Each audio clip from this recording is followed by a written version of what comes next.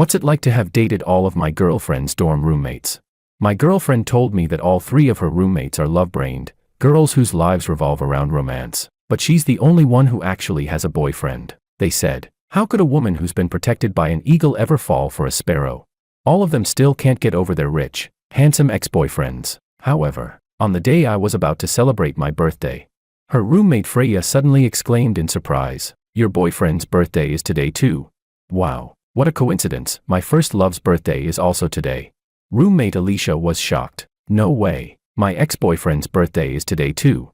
Then roommate Sophia teased with a laugh, what's your boyfriend's name? Maybe the 3 of you dated the same guy. My girlfriend said, George. Sophia stopped laughing. The whole dorm fell silent. Chapter 1. 3 ex-girlfriends and the current girlfriend all in the same dorm. When I realized that, even I thought the coincidence was so absurd it felt like the universe was punishing me for daring to fall in love. The day Willow officially became my girlfriend.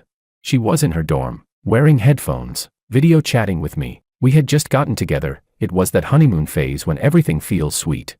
And the happy smile on her face hadn't faded all day. She looked nothing like the cold, quiet girl I'd met at first. But then, suddenly, a sharp scream came from her dorm room, filled with collapse and despair. Ah, he's dating again. He has a girlfriend again.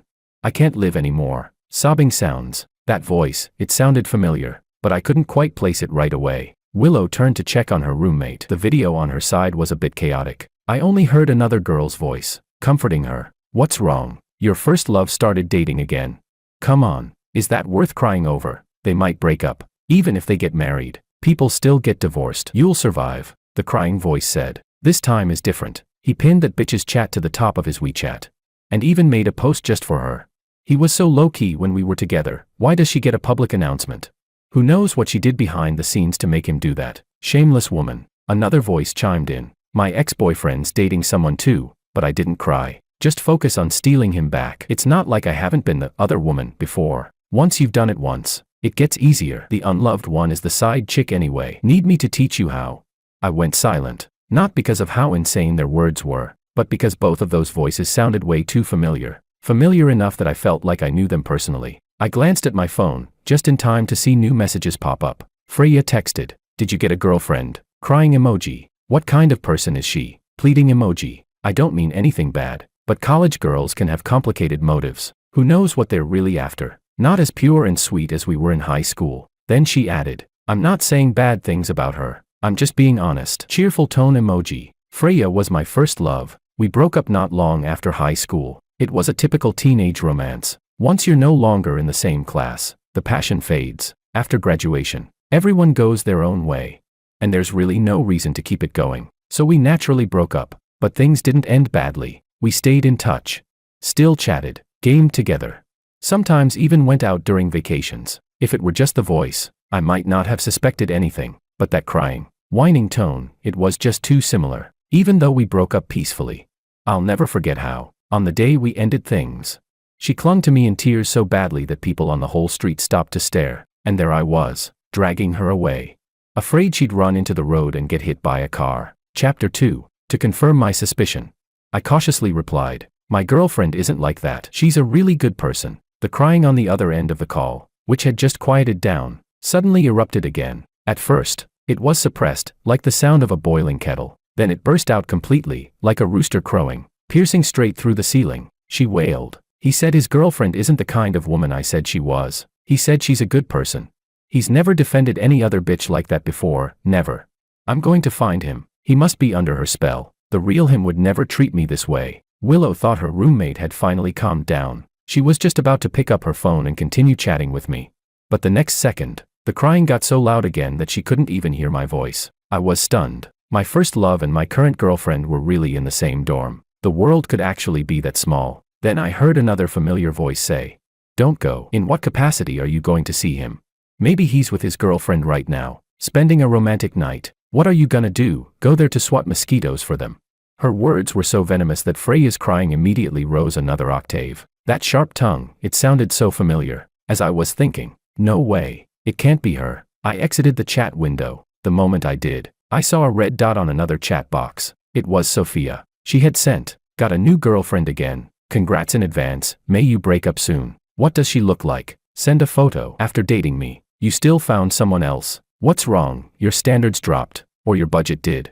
Then another message popped up. Does she know about me? Give me her contact info. I'll say hi to her. After all, I was the official mistress. And then, been the other woman once. Stole someone's boyfriend once. Never got caught. Proven record. Sophia came after Freya. After the college entrance exams, my family gave me a large sum of money to plan a graduation trip. That's where I met Sophia. We were on the same flight. She sat right next to me, because we were the same age, and she was stunning. She left quite an impression on me. We landed in the same country, and met again at a tourist spot. That was when I picked her up. Yes, picked her up. On her second day abroad. She had her phone and luggage stolen. I had friends in that country, so I helped her out and got everything settled. After that, she clung to me, and, looking at her face, I just couldn't bring myself to reject her. Sophia was breathtaking. Even in the entertainment industry, she could easily rank among the top beauties. Her tongue was sharp, but her looks made it all seem like part of her personality. No matter how cruel her words were, her beauty made people forgive her. Naturally, we ended up together,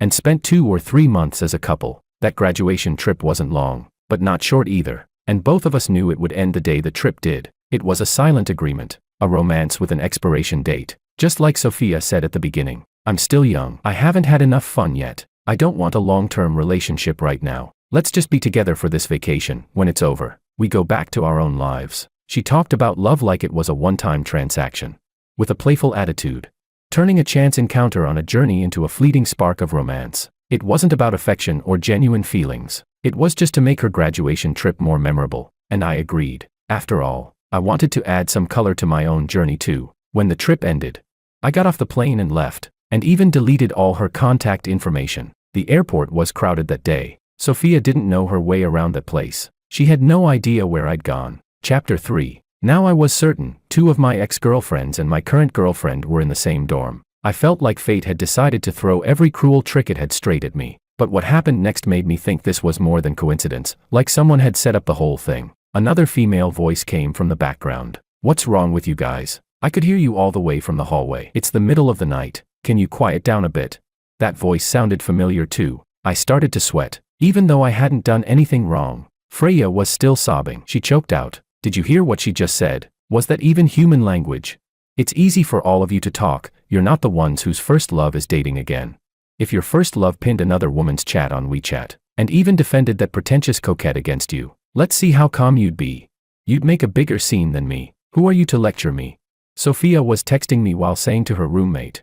Bad words bounce back. Curses don't work. You're just love-brained yourself. Don't assume everyone else is like you. I'm not the same. Sooner or later, I'll make sure I get what I deserve, a real place by his side. Then the girl who had just entered the room let out a mocking laugh. Her tone, familiar, cutting, unmistakable. I thought something major happened, she said. Turns out it's just another heartbreak. You got fooled by a scumbag, and you're still losing your mind over him years later. With that energy, you could have a dozen relationships if you wanted. Freya cried louder. He's not a scumbag. You don't understand him. He's different from everyone else. I love him. The new girl replied with biting sarcasm. You're a top-tier love-brained case, beyond saving. Stop trying to talk to her. Guys, love-brained girls never end well. They only wake up after someone's chewed them up and spat them out. Freya snapped back, furious. Oh please, you're one to talk. When you got dumped, you cried by the bathroom sink with the water running for an entire month. We spent so much on water that the dorm manager almost thought we'd flooded the place. Why didn't you say this stuff back then? Stop pretending you're so rational and enlightened now. You were just as love-brained as me. What right do you have to act all high and mighty? The girl was clearly provoked. She let out a short, cold laugh. At least I didn't keep clinging after being dumped. I didn't beg to stay friends, or send long messages every day that never got a reply. When I break up, I move on. It's all in the past. It's not like I'm ugly or unwanted. There are enough guys chasing me to line up from campus to outer space. Did I go to a bar that very night without giving it a second thought? And the only reason I used so much water was simply because I love taking showers. I was speechless. The truth was, she had been crying secretly in the bathroom. The bar visit, just her getting drunk and sending me long, emotional essays and dozens of 1-minute voice messages. How did I know all that? Because I was sure, the girl speaking was my ex from college, the one I broke up with just this year. The chat record showed she had sent me a long series of messages only 20 minutes ago. Alicia wrote, "You're in a relationship now, aren't you? What's her game rank? Can she play on your level? Can she support you properly in duo queue? Has our little cat met her yet? That cutie always saw us as its mom and dad. I wonder how it feels now that its real dad found it a stepmom. Must be confused or scared. They say when parents split up, it's the kids who suffer. Once there's a stepmom, there'll be a stepdad too. I'm not trying to bother you. I just wanted to say I think our little one misses me. How about we meet this week? I'm not asking to get back together. Okay, I just don't want him to miss his mom too much. Maybe we could have a little reunion. Just the two of us, mother and son. Then she added, you even pinned her chat. That's cruel. You never pinned mine. After a while, another message came. Please, break up with her. Okay, I admit it. I just can't handle you being with someone else after we split. When I didn't respond, she sent another. Heartless man, reply to me. Give me a chance to kneel down and apologize.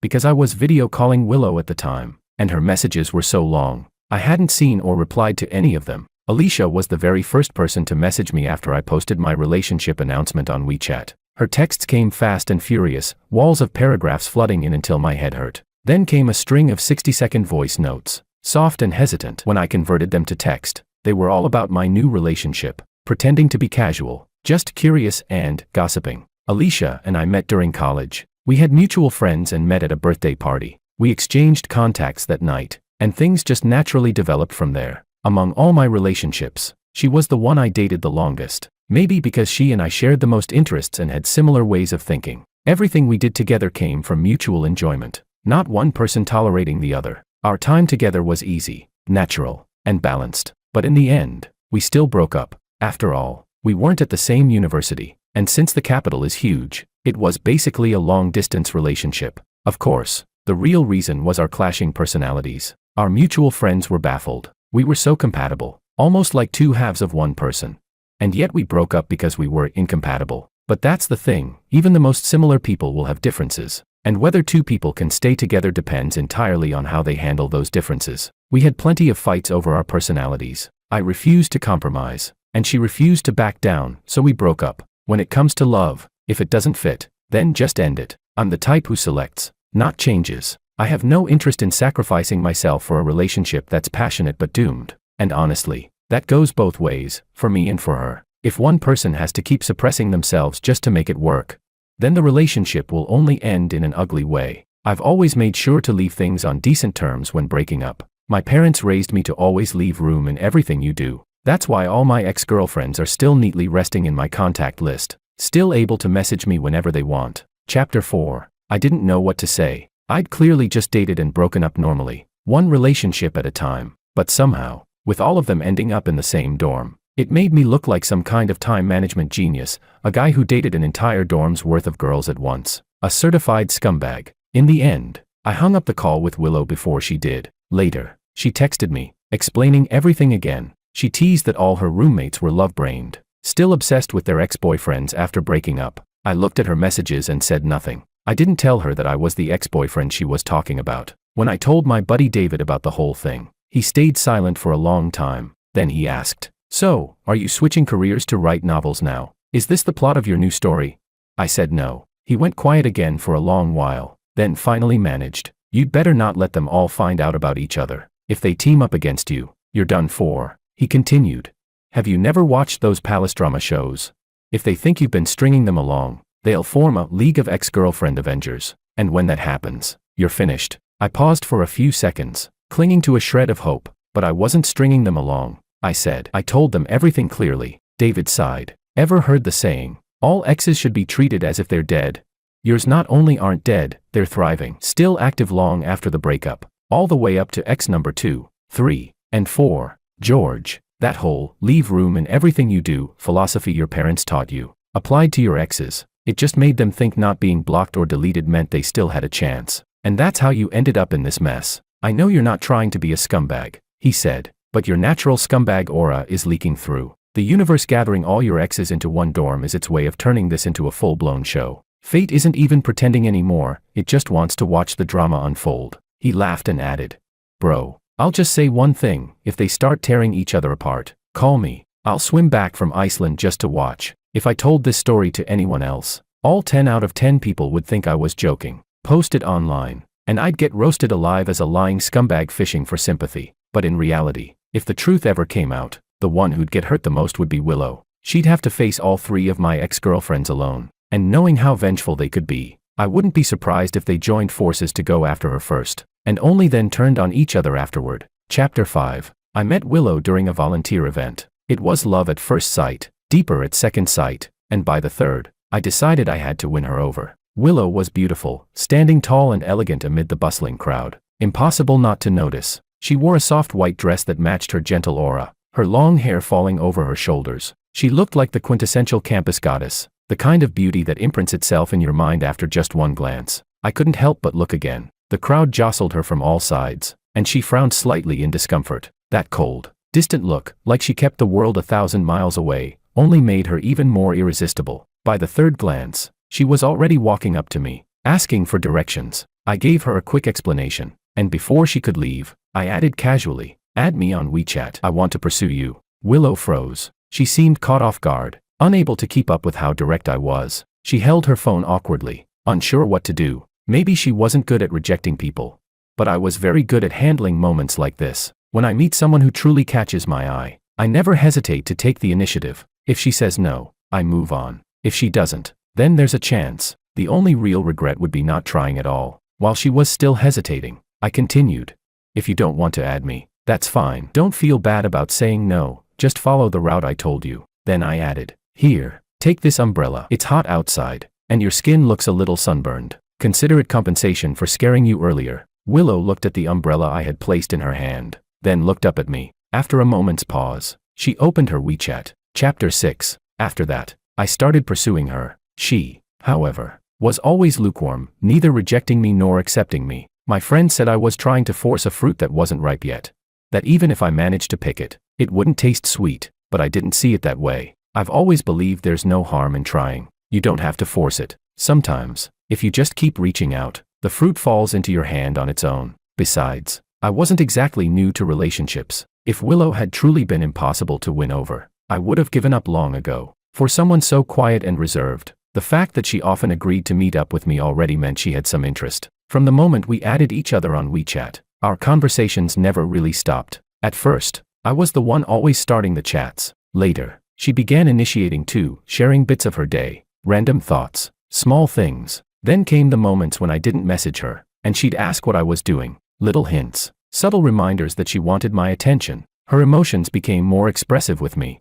And that meant one thing, she was falling. I pursued her for about 5 months. But it wasn't one-sided. After the first month or so of my persistent efforts, Willow began responding in her own way. By the second month, her coldness was gone completely. We hovered in that space, neither together nor apart, for about 3 months. The ambiguous stage, honestly. That's always been my favorite part of a relationship. That stage feels like the prelude to a harvest. Once you've won the person, sure, there's happiness, but nothing compares to that thrilling sense of anticipation before it happens. If love could exist without responsibility, I'd probably choose to live forever in that phase, just endlessly chasing, endlessly guessing, endlessly falling. Maybe that's why my friends always say I'm a natural-born scumbag, but I didn't see it that way. When some people claim they're just slow to warm up so they can keep a man hanging, all while dropping hints for him to spend money as a test, do they ever feel responsible for that? There's a saying online, if the woman pays for most of the dates and gives the gifts, then sure, I can be slow to warm up forever. But I never strung anyone along, nor did I make them spend money to prove anything. What does stringing someone along even mean? It means the guy confesses. The girl neither accepts nor refuses, keeping him in limbo. But did she ever confess to me? If I never confessed, how could it count as stringing her along? And since when was it a rule that the man had to be the one to confess first?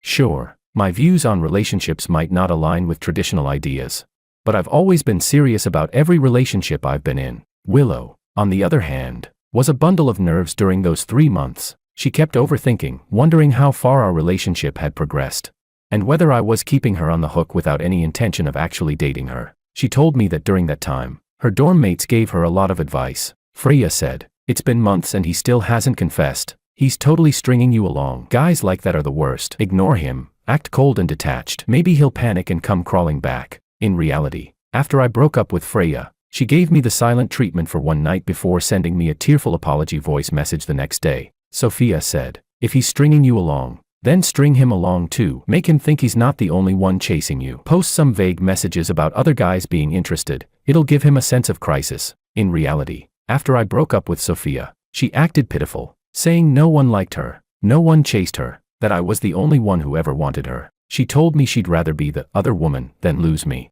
Alicia said, "Don't take the initiative. When a woman takes the lead, she loses value. Wait for him to confess." In reality, Alicia was the one who chased me. Every day she'd ask if I loved her, again and again. Even after we broke up, she kept asking if I had ever truly loved her. Willow told me happily, but you know what? I didn't listen to them. After thinking about it for a while, I confessed to you first. Later that night, she couldn't hold it in and called me. She was standing on the balcony, away from the noise of her dorm, and said softly, because I figured, those girls don't even have boyfriends, so their advice is useless. What Willow didn't tell me was that she suspected those three were setting her up. Though they acted close, she could feel their jealousy. Ever since she started texting and calling me, the others would make snide comments, half jokes, half venom. They'd toss around lines like, "Don't be love-brained. A man who doesn't spend money on you doesn't love you. If you spend money on a man, you'll be cursed for life. Be reserved. Don't fall so quickly. Fall too soon and you lose your worth. A dumped woman is a treasure. Men will chase her outside.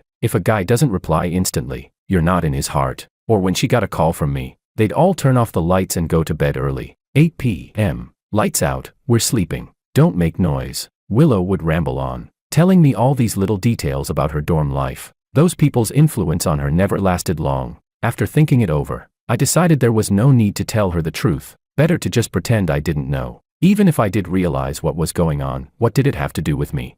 I wasn't the one who assigned them to the same dorm. It wasn't my problem. So why should I be the one to fix it?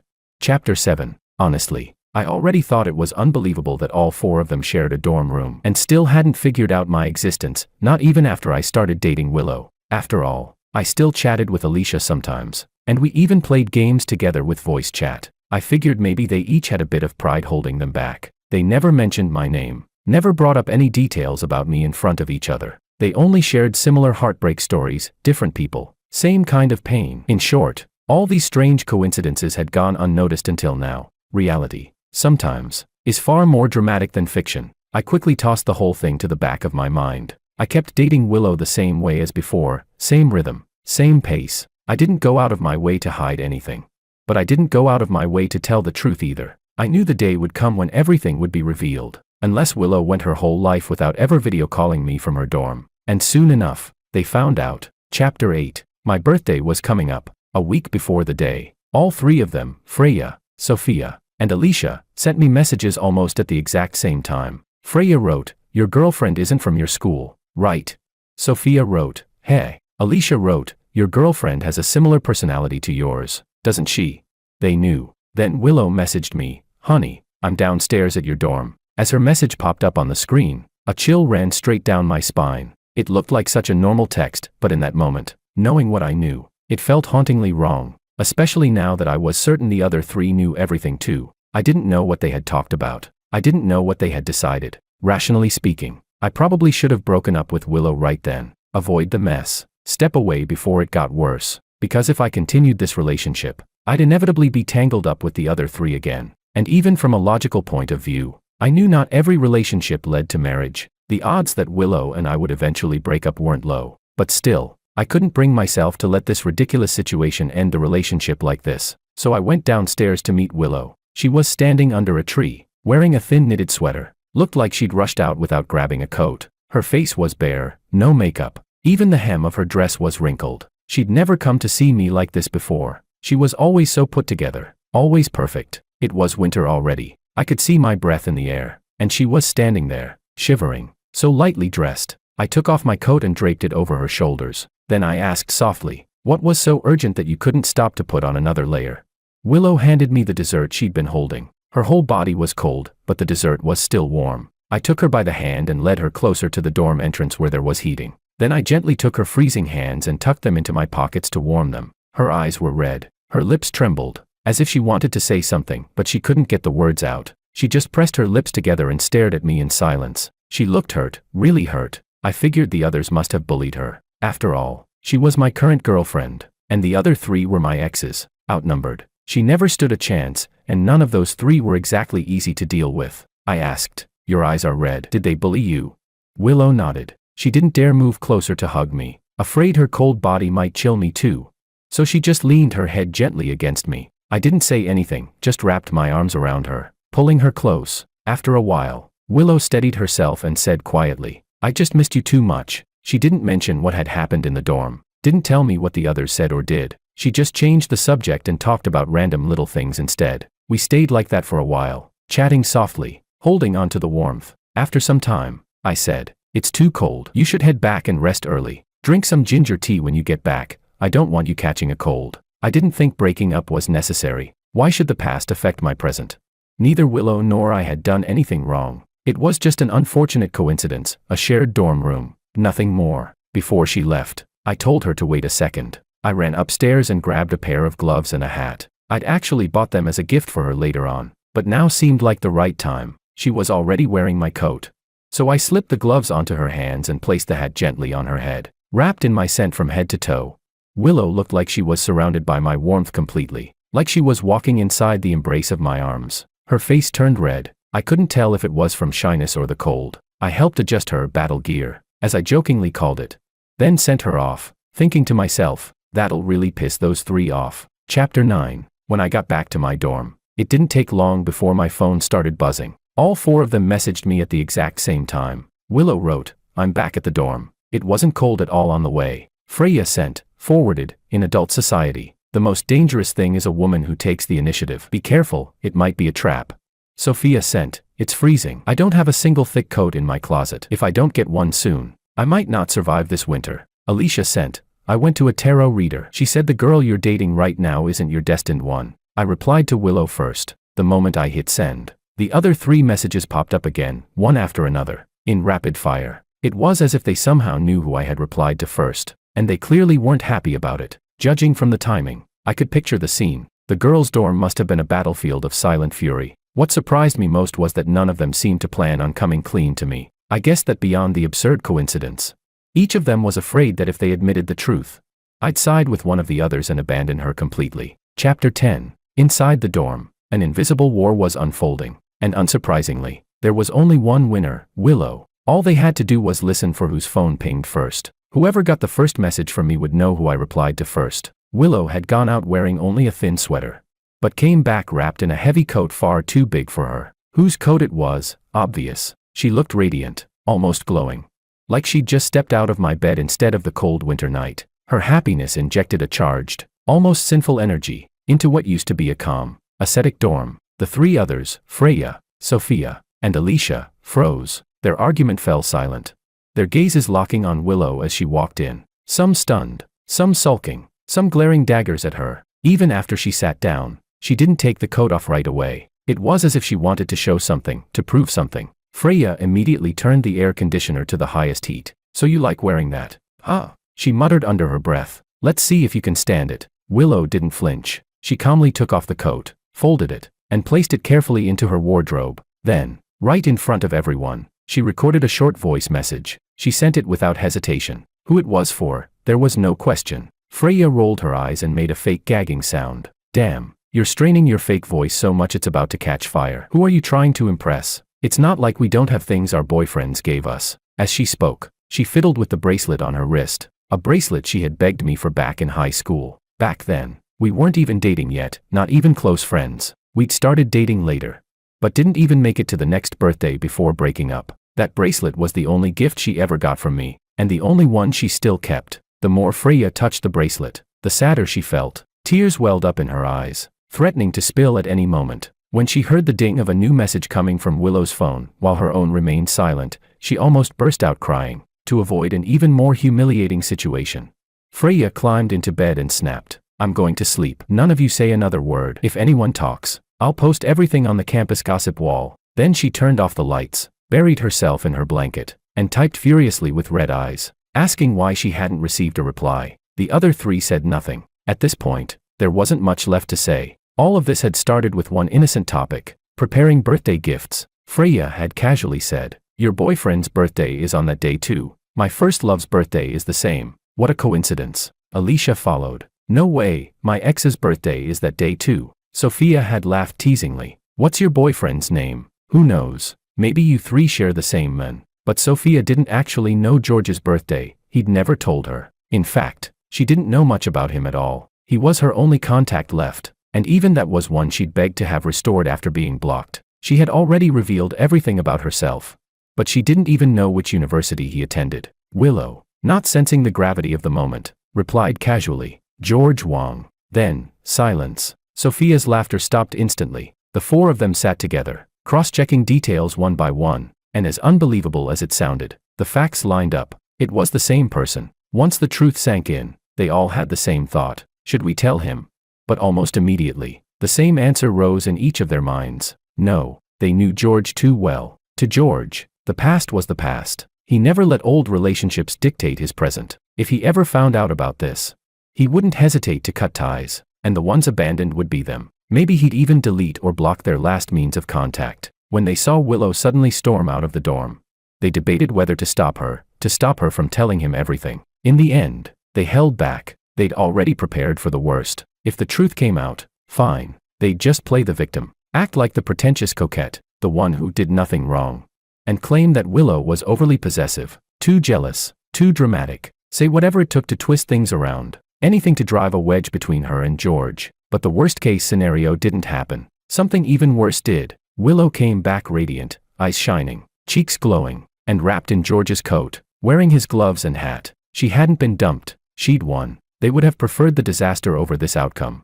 She went out looking pitiful, and came back with everything they still longed for. Chapter 11. Willow had gone out that night intending to tell George everything, but after walking a few blocks in the cold wind, she suddenly lost her nerve. They had only just gotten together. Compared to the others, she was the last to meet him, the one with the weakest emotional foundation. Now that she knew they had all been with the same men, every story they had once told her, every late-night confession about their ex-boyfriends, sounded completely different in hindsight. The more she thought about it, the worse she felt. She used to tease them for being love-brained, but now that she realized the man they were obsessed with was her own boyfriend, how could she possibly laugh anymore? She remembered Freya saying she and George had gone to the same high school, first loves. Even after breaking up, they'd stayed in touch. Then there was Sophia. Her relationship with George had been the shortest. But from the way she'd described it, it was clearly the most intense. So intense that she still couldn't let it go. Even willing to call herself the other woman, just to hold on to him. And Alicia, just thinking of her made Willow's stomach tighten. Because Alicia had been with George the longest, she started combing through her memories, recalling every small detail she had once brushed aside. Alicia had spent very little time in the dorm during her relationship, rarely talking about her love life. What Willow remembered most vividly was the night Alicia had broken up, the crying in the bathroom, the sound of running water, the constant worry that she'd flood the whole building. But after that breakup, Alicia started spending more time in the dorm. That could only mean one thing. She'd been living with George before, and hadn't she once mentioned raising a cat with her boyfriend? A stray they had rescued together. Willow scrolled through her chat history with George, searching for the mention of a cat. Sure enough, he had mentioned one early on, even sent her pictures. He'd said the cat was living at his place near campus. Willow let out a breath of relief. At least the cat wasn't with Alicia anymore. That meant there was one less thing connecting them. But she didn't let her guard down. Alicia might say she was over it, but her behavior said otherwise. And from everything Willow had heard, they had been a perfect match. Same interests, same hobbies, same rhythm. Their breakup had been caused by a single conflict. And if that conflict were ever resolved, Willow's mind raced with endless what-ifs. Now that the truth was out, she knew her 3 dorm mates all had their own agendas. Each of them wanted to reclaim what they had lost, and the first obstacle standing in their way was her, the current girlfriend. Willow didn't doubt George's loyalty, but she did doubt what the others were capable of, especially Sophia, the one who proudly called herself a pretentious coquette and bragged about being the cheating third wheel. If her stories weren't made up, she had probably started meddling during George's relationship with Alicia. Someone that skilled at playing dirty wasn't to be underestimated. Just then, Willow's phone vibrated. A new message popped up. It was from Sophia. Sophia wrote, "I think you'll want to see this." Then she sent several screenshots. They were from a group chat, a temporary one, created between the other 3. Freya was the first to speak in the group chat. She wrote, "Let's get Willow out of the picture first. Then it's every woman for herself. Are you really fine watching her dress up every day, strutting out to meet him, and then coming back flaunting all her little trophies? I've heard stuff about her. Willow looks cold and innocent, but she's not as proper as she pretends. I bet she's done sketchy side jobs before. There's Northwest way she got close to George with pure intentions." Then another message followed. "Who knows how low she can go? I heard girls like her, those nightlife types, just want to land a rich guy and will do anything to climb up. No shame, no limits." And another one. I know George. He's rich but naive. No life experience. Easy to fool. Getting tricked by some party girl like Willow is exactly what I'd expect. Sophia replied, really? She doesn't look like that kind of person. Alicia shot back, stop spreading rumors. Whatever's going on between them has nothing to do with me. I've already moved on. Freya asked, oh yeah, when you were with him. Did he ever pin your chat to the top? Did he ever buy you a coat? Did he ever give you a hat? Did you ever get gloves still warm from his hands? Did you? Sophia wrote, what exactly are you trying to do? Freya replied, let's join forces. At least drive Willow out first. Then, whoever wins after that, wins. Sophia responded, sure. Smile emoji. Alicia typed, I refuse. I'm not teaming up with a homewrecker who tried to steal my boyfriend. At that moment, Alicia finally connected the dots. Back then, Sophia had treated being a pretentious coquette, a proud, other woman, like it was something to brag about. She would openly talk about her techniques for keeping a man hooked, teaching them how to please him, how to seduce effectively. Sometimes, when the others helped her carry her packages, they'd find risque jewelry or revealing clothes inside. She would dress up flamboyantly, take photos and sultry mirror selfies, and send them straight to the men she was seeing. Willow had never been interested in those things. But she had a good memory, and when Sophia gave those little lessons, she had remembered a few of the tricks and even tried one or two in her own relationship. They'd worked remarkably well. At the time, none of them thought much of it. After all, the other woman had never been one of them. But now, the boomerang had come back and struck them all square in the face, especially Alicia. Realizing what had happened, she'd exploded, standing right there in the dorm, screaming at Sophia. Before Willow had returned that night, the two had already fought. Freya hadn't stopped them. She stood by the door, recording everything. The noise had gotten so loud that the girls from the next dorm came over to knock on their door before it finally ended. Sophia had walked away with scratches on her face, a huge deal for her. Since she'd always been proud of her looks, Willow could understand Alicia's fury. If she found out that the other woman, who once stole her boyfriend, was the same person who had spent months teaching her how to seduce a man, how to please a man, she would have lost her mind too. Willow let out a silent, bitter laugh. She finally understood why Sophia had sent her those screenshots privately. Willow typed back, what are you trying to say? That group chat had been created by Sophia herself, but she hadn't said a single word in it. She had let the most impulsive one, Freya, jump in first, to charge ahead, to be the cannon fodder. Sophia sent another message. You saw what happened. I got hit today. Then another. You wouldn't even be with George if it weren't for me helping you, right? Can you honestly say you haven't used any of the tricks I taught you? And then, there's no need to treat me like your enemy. Your real threat is Alicia. George never had any real feelings for me. I was just too stubborn to let go. But Alicia's different. She and George dated for 3 solid years. She continued. Out of all of us, Alicia's the calmest right now. Doesn't that say something? Maybe she's confident, too confident. Maybe she doesn't even take you seriously. Like you're not worth her time. Tell me, do you think she'll expose everything to George and use it as a chance to say something clever? Willow didn't want to admit it. But Sophia's words hit a nerve. 3 years. She couldn't just brush that off. She felt something ugly stir inside her, jealousy, resentment. Why was Alicia automatically considered the biggest threat? Why did she, the current girlfriend, still live in the shadow of that 3-year love story? Even now, Alicia acted like she didn't care.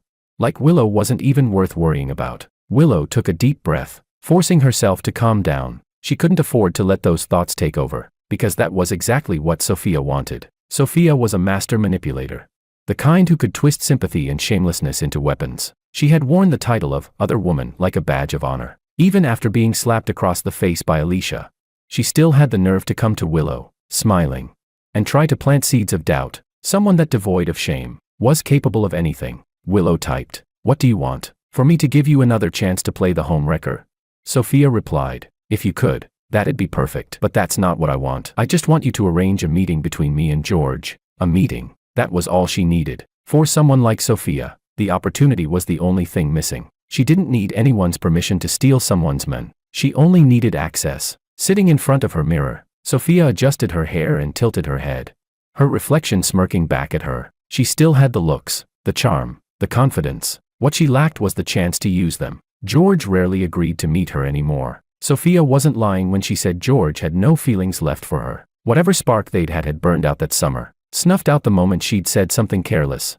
Something arrogant and insincere about love. Willow replied, I refuse. I'm not teaming up with someone who proudly calls herself a homewrecker and spends her time trying to steal my boyfriend. Chapter 12. After that incident, Willow almost stopped staying in the dorm. She started looking for a place nearby, planning to move out. Our dates also became more frequent. She was clearly feeling insecure. On my birthday, after the morning celebration ended, I set aside the entire afternoon just for her. I invited her to my place and introduced her to my cat. She often mentioned the kitten when we chatted, and during our video calls, she'd ask me to show her to the cat. It was obvious she cared a lot about the fact that the cat used to be raised by both Alicia and me. Back then, Alicia always called herself the cat mom. She'd say the cat was her heart and soul, and even after our breakup, she'd keep bringing up how the kid suffers after a divorce, using the cat as an excuse to come over and pet it again and again. Willow got along really well with the cat. Alicia had always claimed that the cat didn't like anyone but her, and that if I brought another woman home, it would feel hurt. But in reality, the cat was loyal to whoever fed it. Within half an hour, it had already rolled onto its back, letting Willow rub its belly. The two of them looked as close as a real mother and child. I recorded a short video and took a photo of the three of us together, 2 people and a cat. Alicia asked for the pictures and the video. Right after I sent them, I noticed she'd updated her WeChat moments, something she never did before. The next second, I heard my phone ping with a message notification. Out of the corner of my eye, I saw Willow watching my reaction. I opened WeChat. It was a message from Alicia. Alicia wrote, "You didn't let another woman meet my cat, did you? Answer me, George. I'll never forgive you, never." I casually replied with a random sticker, then decided to add fuel to the fire. I posted my own update on WeChat, showing off my relationship with Willow. After all, they'd both been bullying her. Chapter 13. When we took the cat for deworming, we ran into Alicia. Same old place, same fake coincidence. After all, she'd spent the most time with the cat. The moment the kitten saw her, it reached its paw out from Willow's arms, asking to be petted. Alicia naturally scratched its head with practiced familiarity, pretending not to know anything. She said in that annoying, falsely sweet tone, "What a coincidence. You don't mind if I come along, do you? It's been a while since I've seen the kitty. She must have missed me." Willow stayed silent, simply watching her act. I had to think of something sad just to keep from grinning like an idiot. Feigning innocence, I said, "This is my ex-girlfriend, Alicia." Then I turned to Willow and asked, "Do you mind? If you do, we won't go with her." That blatant favoritism nearly made Alicia grind her teeth to dust. She must have remembered the posts we'd made online. They had thrown that temporary 3-person group into chaos. Freya, as usual, went off the rails with her tantrums, while Sophia, surprisingly, didn't say a word. Maybe she was too jealous to even speak. Even Alicia herself had never received that kind of treatment. When we were together, I almost never showed affection publicly. Aside from the announcement the day we got together, all my later posts were just landscapes and selfies. She barely appeared in any of them. Of course, part of that was her own fault. She was always nitpicking, saying I didn't make her look good enough in photos. But with Willow, we hadn't even been together for a month, and my posting frequency had skyrocketed. Almost every update screamed we're in love. How could they not feel bitter? If everyone had been treated equally, maybe they could have comforted themselves. Oh, he's just low-key, not the type to flaunt his relationship. But why did things change with Willow? Why was she the only exception? And what did that make them? Props to set off what looked like true love. Alicia didn't want to admit it. But when she saw that post, something dark flickered inside her. The thought of joining forces with the others, to drive Willow away from me. Chapter 14. Willow thought for a moment before saying, "I do mind. I'd rather it be just the two of us." I could tell she was conflicted. She had probably wanted to appear generous and say she didn't mind, forcing herself to smile through it. But in the end, she couldn't. She did mind, deeply. Anyone showing up today would have bothered her, because this time was meant for her alone. It was the time I'd set aside exclusively for her. Why should she have to share it with someone else? I smiled and said, "Sorry, but this is our private date time." Then, turning to Alicia, I added, "Maybe we can meet another time. Or, since you said it's been a while, how about you spend some time with the cat alone later?"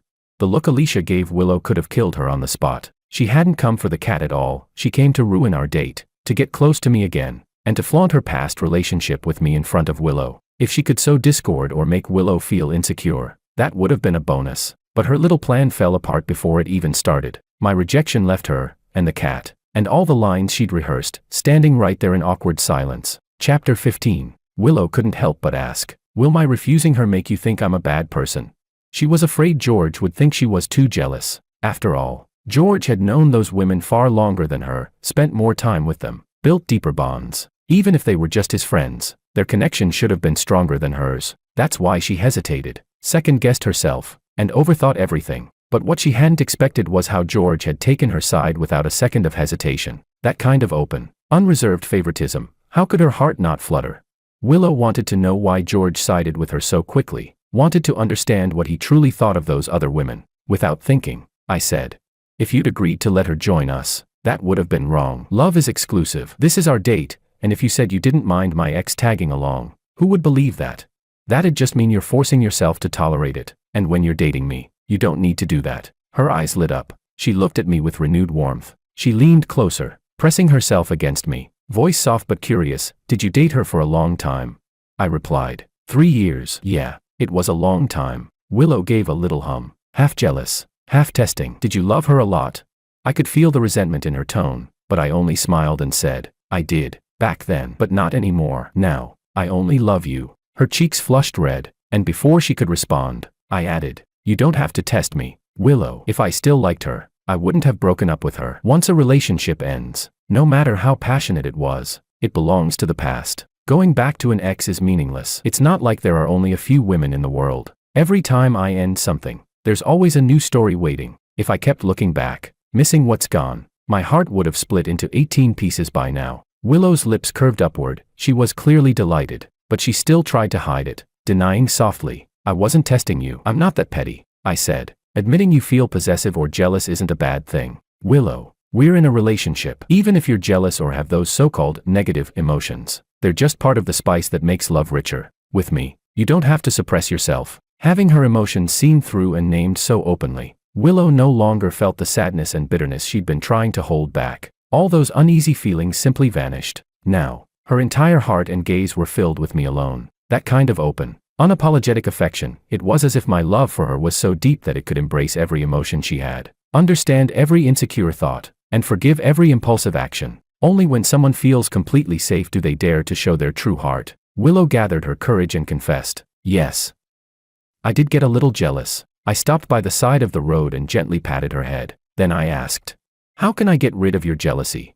Willow pressed her lips together and looked straight at me, her eyes shining like starlight against the dimming sky. She said, "Kiss me." So I kissed her, but just as I was about to pull away, she wrapped her arms around my neck and whispered, "Not enough." She was starting to push her luck now, like a stray cat that finally realized it was safe. She began to indulge in the warmth of this love, shedding her cautious shell and showing her sharp little claws. Out of the corner of my eye, I caught sight of a figure, and this time, Willow didn't even try to hide her expression. She wore a bold, unmistakable look of provocation. Alicia was standing there, staring at us, her lower lip bitten so hard it had turned pale. Willow confessed to me about the other 3 girls in her dorm, as if afraid I wouldn't believe her. She even pulled up their group chat to show me. No one had spoken in that group for a long time. Judging by the date, the silence had started right around the time they discovered my existence. I looked up and saw the uneasiness in Willow's eyes. It made me want to laugh a little. What was she so nervous about? Didn't any of them suspect that I'd deliberately targeted their dorm? After all, the whole situation was a little too coincidental. It almost looked like a setup. I asked, "Did they bully you?" Willow froze for a second, clearly not expecting me to ask that first. Her first instinct was to say no. After all, she hadn't really suffered any major harm. But then she remembered something Sophia had once said in the dorm. Sophia had said, "Some girls these days love acting all tough and independent, like they don't need anyone's help. But it depends on the situation. Sometimes, showing a little weakness can make a man feel more sympathy for you, especially for someone like me. When a pretty girl like me cries a bit, he'll give me anything I want." So Willow changed her tone and said softly, "Yes." She blinked, trying to look pitiful, though she didn't have Sophia's acting skills, who could summon tears on command, nor Freya's cry-at-everything reflex. But then she remembered Sophia's lesson on how to cry. If you can't cry when you're sad, just pinch yourself, or keep your eyes open without blinking for a while, or poke them a bit with your finger, you'll tear up fast. Willow tried not blinking. Her eyes reddened from dryness, glistening faintly. She lowered her gaze, trying to look pitiful. She said, "They've kind of teamed up against me when I'm in the dorm. They isolate me. They tell me not to talk after 8 at night. They even made a separate 3-person group behind my back. They don't tell me anything and just shut me out. I'm scared that one day I'll forget my key and get locked out on purpose." To prove she wasn't lying, she showed me the chat history, the messages Sophia had sent her. As I scrolled through the chat, I wrapped an arm around her in comfort. Poor girl. When I handed her phone back, I kissed the corner of her eye. Then, while she was still dazed, I took her hand and said, "Come on, I'll walk you back." I'll stand up for you. Willow stared blankly at my back as I walked ahead. Her parents had been absent since she was little. She'd always faced everything alone. No one had ever stood in front of her to protect her. No one had ever loved her so fiercely. The sense of safety she'd been missing for over 20 years. Someone was finally giving it to her now. In that moment, she suddenly understood why people who get broken up with sometimes cling so desperately, even to the point of madness. Because once you've been loved and protected like this, so unwaveringly, so completely, how could you ever be willing to let go? Chapter 16. I walked Willow back to her dorm building. By coincidence, we ran into Freya and Sophia just as they were returning. Freya spotted me first, her eyes lit up instantly. She didn't even care who was standing beside me. She came running over like a stray dog that had just found its old owner. George. The next second, without any warning, she threw herself straight into my arms. Clinging to me, she rubbed against my chest and said in a syrupy voice, "I missed you so much." I frowned and pulled her off me. Sophia followed behind at a more leisurely pace. She reached into her bag and pulled out a small gift box. "Happy birthday," she said calmly. "I was going to have Willow bring this to you, but looks like I ran into you myself." She realized her little plan was no longer going to work. Originally, she and the others had schemed to team up, either to drive Willow away or to stir up drama between the rest of us. But to her frustration, both Alicia and Willow had turned her down first. Sophia thought the two of them were ridiculously petty and uptight. So what if someone wanted to be the other woman? If they didn't like it, they could just stay out of it. Why stop anyone else? Even if she ended up being the third wheel in their so-called love story, couldn't they just pretend not to know? Why insist on facing the truth and making themselves miserable?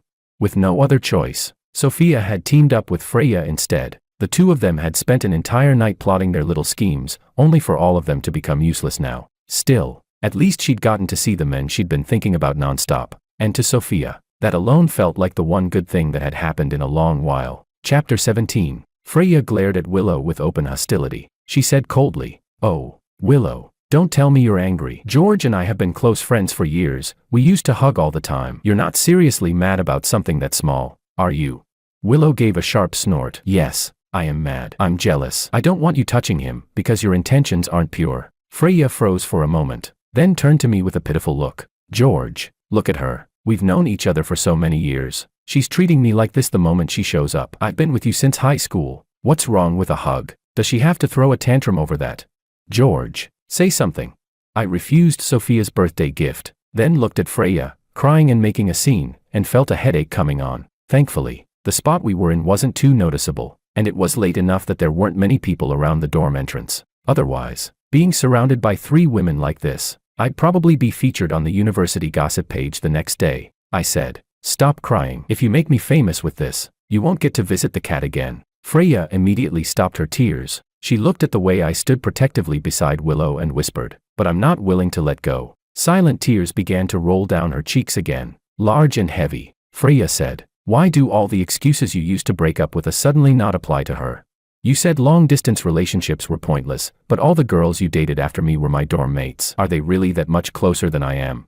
Back then, saying long-distance was just an excuse. The truth was, our personalities didn't match. Among all of them, Freya was probably the most straightforward. Whatever she was thinking was written all over her face. Even her attempts at manipulation were blunt to the point of being frightening. The real reason we broke up was because she was far too emotional. Every disagreement ended with her threatening to break up, no matter what the issue was. I always had to be the first to apologize, the first to bow my head. And even when she later realized she'd been wrong, she'd brush it off with something like, "A girlfriend can't be wrong. If something's wrong, it must be you misunderstanding me." Ironically, it was that same intensity, that stormy, unpredictable emotion, that had once made me feel a strange sort of tenderness toward her. Her occasional sly, flirtatious remarks had even seemed cute at the time, but in the end, it was exactly those traits that led to our breakup. Chapter 18. Sophia watched as I comforted Freya, leaving her completely ignored. A faint sense of loss settled over her. Freya, meanwhile, pitied herself. She'd had a short,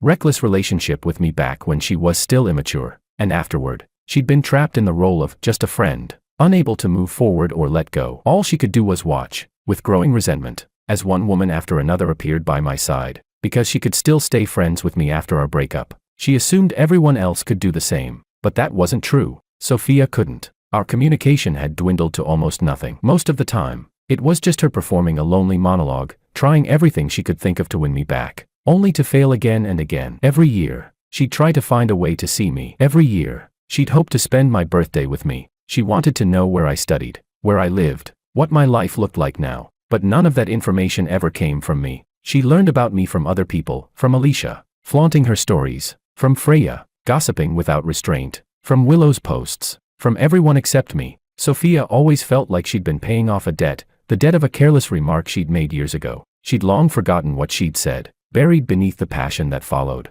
The love that came after was so intense it swallowed everything else, made her forget herself completely, drowning in the dream I'd built for her. We traveled to many countries together. Sophia could afford her own plane tickets, but most of the expenses during those trips, the hotels, the meals, the tours, were all covered by me. She didn't know how to plan or handle anything. She simply clung to me. Those days were the safest she had ever felt in her life, wrapped in a sense of security she'd never known before. Even when unexpected problems arose, I always handled them calmly, efficiently. Sophia became addicted to me. Her love grew stronger and stronger, peaking right up until the very last moment of our final trip together. But by then, I had already decided to leave. When we got off the plane, I didn't say a word. I simply walked away. Sophia wasn't familiar with that airport, and with the heavy crowd, she couldn't catch up. Then she discovered I had blocked her everywhere. All I left her was one message. The trip is over. Thank you for the beautiful love experience. Maybe we'll meet again someday. Only then did she remember what she'd once said, and how arrogant, how foolish she had been.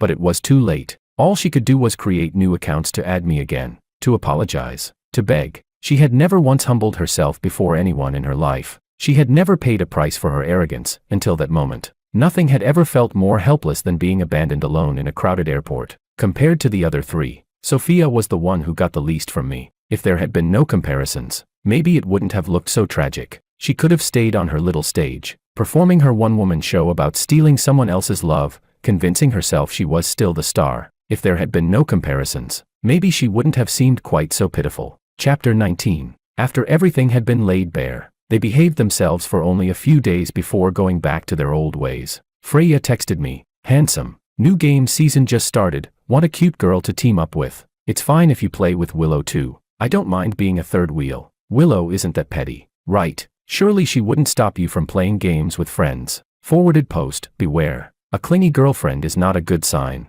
Willow read Freya's message out loud, word by word, while holding my phone. I had my arms around her as we watched a video together. Finally, she lost her patience. "She sends you this kind of stuff every day, and you still haven't blocked her?"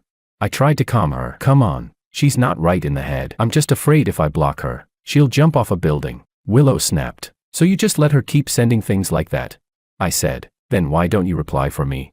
That was exactly what Willow wanted to hear. She immediately opened the voice chat and said, "If you keep pestering my boyfriend, I'll post your name on the campus bulletin." Freya waited a while, saw the voice message pop up, and happily tapped play, only to hear the one voice she hated most. Willow was about to close the app when a new message popped up, from Sophia. The moment she opened it, a string of indecent photos filled the screen. Scrolling up revealed even more, all kinds. No repeats. I sensed something off in how quiet Willow had gone and turned to look. She said evenly, "You really enjoy her outfits, don't you? You even replied to her before." She sounded calm, but I could tell she was furious. I said, "I only replied before we got together. Once we started dating, I barely talked to her at all. I don't have any dirty thoughts about her, though. If I was being honest, maybe I did. Back then, before Willow and I were official." Willow glanced at the timestamps and noticed that my most frequent chats with Sophia happened during our ambiguous phase, when Sophia was both trying to sabotage her and teaching her how to date me. And true enough, since getting together with Willow, I hadn't messaged Sophia again. Willow took my phone and sent a blunt, single-word message, "Get lost." Sophia instantly realized it wasn't me on the other end. She replied, "Willow." Willow decided she couldn't keep looking at that phone. If she did, another woman would probably pop up, and she might just land herself in the hospital from sheer rage. The other three could probably pool money for her cremation by midnight. And as if summoned by her thoughts, a new message arrived, from Alicia. "I'm picking up the cat tonight for a drive. The tarot reader said she's been depressed lately because she misses me." Willow replied, "Get lost." Alicia sent back a single question mark. Seeing Willow's dark expression, I couldn't help but laugh, shamelessly. I took my phone back, then changed the subject with a teasing grin. "How about you wear something like that for me? That way, you won't have to worry about me looking elsewhere." Willow pursed her lips. She thought Sophia's tricks were pathetic, cheap and desperate. Why should a real girlfriend imitate a side piece? It felt completely upside down. I coaxed her gently. Then just don't wear the same kind of thing. If you look good, no matter what videos or photos I see, I'll only think, none of those women out there can compare to you. Willow, half entranced by my words, nodded. Then you pick. I want you to choose my clothes yourself. That way, she thought, she'd be the most special one. I agreed without hesitation, and gave her a kiss as a reward. Her thoughts spiraled. At least for now, she was still the one and only. No one could take her place. Even if she was destined to be abandoned one day, she would make sure that moment came later, much later. She would.